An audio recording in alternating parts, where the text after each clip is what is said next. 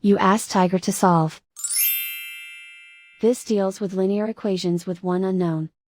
The final result is w equals 5. Let's solve it step by step. Group all w terms on the left side of the equation. Subtract 5w from both sides. Group like terms. Simplify the arithmetic. Group like terms. Simplify the arithmetic.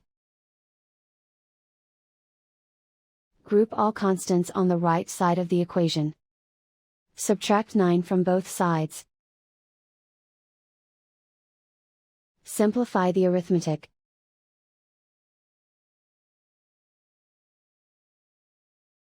Isolate the w.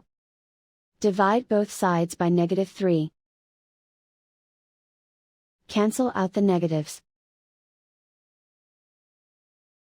Simplify the fraction. Cancel out the negatives. Find the greatest common factor of the numerator and denominator. Factor out and cancel the greatest common factor.